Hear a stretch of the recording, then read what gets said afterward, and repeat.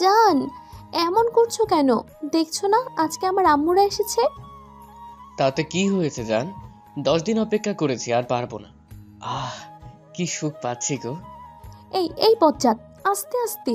কি করছো? পাশের ঘরে আম্মু আব্বু বুঝে যাবে তো। বুঝে গেলে কি হবে? আমার বউকে আমিই তো আদর করছি, তাই না? তাছাড়া তাছাড়াও কিন্তু করেছে রোম্যান্স। ইস, তুমি দিন দিন খুব বজ্জাত হয়ে যাচ্ছ। আহ, আস্তে খাও, ব্যথা পাচ্ছি তো। আমার সহ্য হচ্ছে না জান। তুমি তো জানো তোমার ওগুলো এত সুন্দর যে না কামড়ালে আমার সুখ হয় না। কিন্তু আমি ব্যথা পাই যে জান। প্লিজ আস্তে খাও। একটু সহ্য করো। হ্যাঁ, সেটাই তো শুনছি, 1 ঘন্টা হলো। উফ, এবার ছাড়ো প্লিজ, আর পারছি না।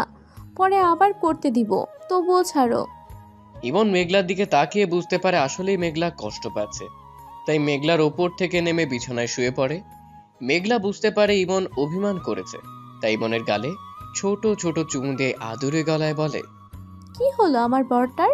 এভাবে মন খারাপ করে শুয়ে পড়লো কেন? খুব পরিশ্রম করে ফেলেছি তাই এমন হয়েছে।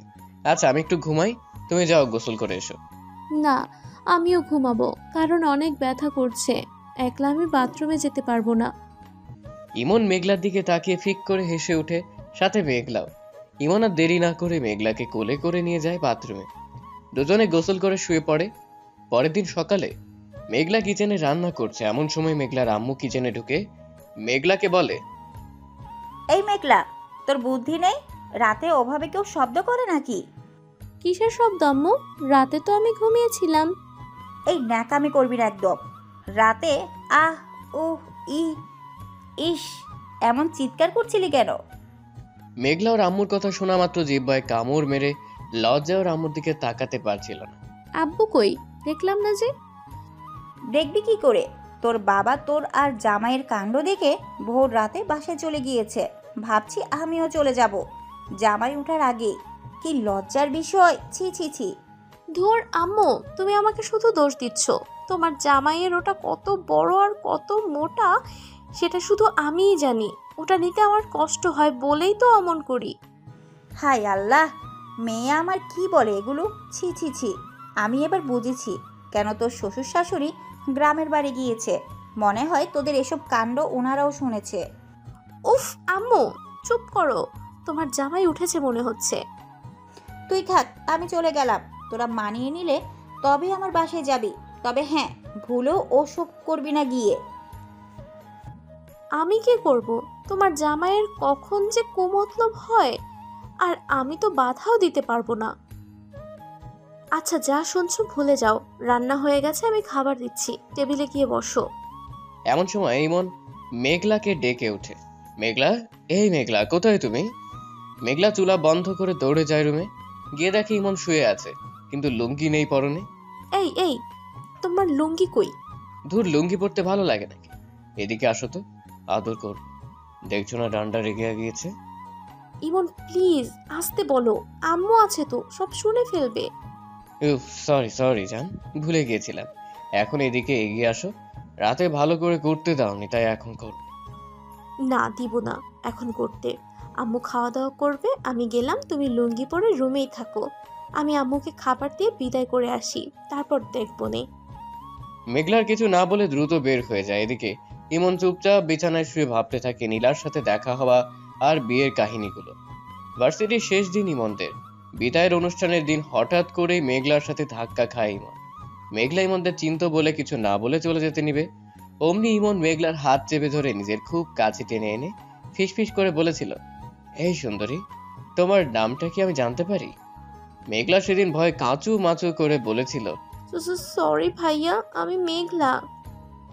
সুন্দর নাম, এবার তোমার নাম্বারটা দিয়ে ধন্য করো আমাকে। ভাইয়া ছেড়ে দিন, কেউ দেখে ফেলবে।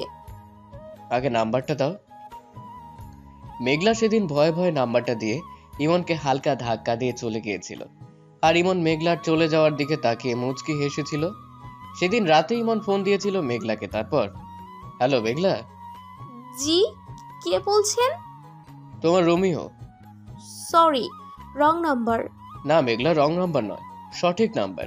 আর সঠিক মানুষই ফোন ধরেছে। চিনতে পারোনি আমায়? চেনা চেনা লাগছে কণ্ঠটা। আচ্ছা, আপনার নামটা কি জানতে পারি?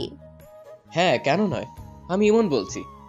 মেঘলা ইমন নামটা শুনেই ফোন কেটে দিয়েছিল, কিন্তু ঠিক তার 10 সেকেন্ড পরেই ফোন ব্যাক করেছিল, কারণ এই 10 সেকেন্ডে মেঘলা ইমনের নাম্বারটা মনের গভীরে সেভ করে নিয়েছিল। ভাইয়া কেন ফোন দিয়েছেন? ইস, দিলে তো এক বুক কষ্ট, ভালোবেসে ফেলেছি গো তোমাকে। সরি ভাইয়া, আপনি বেকার। আমি আপনাকে ভালোবাসি না। ওকে, সিঙ্গেল থেকো, 1 বছরের মধ্যে আমি চাকরি পেয়ে জানবো তোমাকে, তখন তো বলবে ভালোবাসি। মেঘলা প্রত্যুত্তরে বলেছিল। ভেবে দেখবো। দেখতে দেখতে চলে যায় 1 বছর। ইমন চাকরি পাওয়া মাত্র মেঘলাকে ফোন দিয়ে জানিয়েছিল, জান আমার চাকরিটা হয়ে গেছে, এবার তো বলবে ভালোবাসি। বিয়ের প্রস্তাব নিয়ে আসুন, বাসর ঘরেই না হয় বলবো ভালোবাসি। উফ, আর কতদিন আমাকে অপেক্ষা করাবে জান? একটা শব্দ বলতে, প্লিজ বলো না।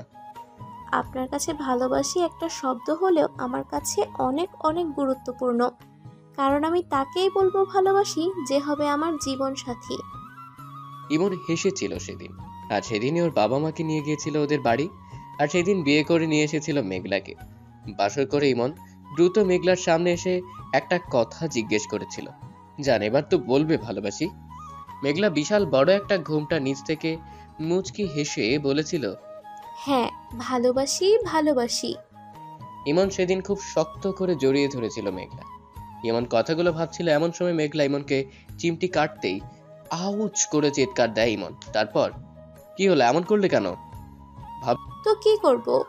কি ভাবছিলে আর মিটমিটে হাসছিলে? ভাবছিলাম আমাদের বাসরাতের কথাটা। এবার না হয় ভবিষ্যতে বাচ্চার কথাটা ভেবে ফেলো। কিন্তু বাচ্চা পাবো কই? মেঘলা মুচকি হেসে ইমনের ঠোঁটে চুমু দিয়ে বলেছিল, ফিসফিস করে বলেছিল, কেন, আমার পেটে?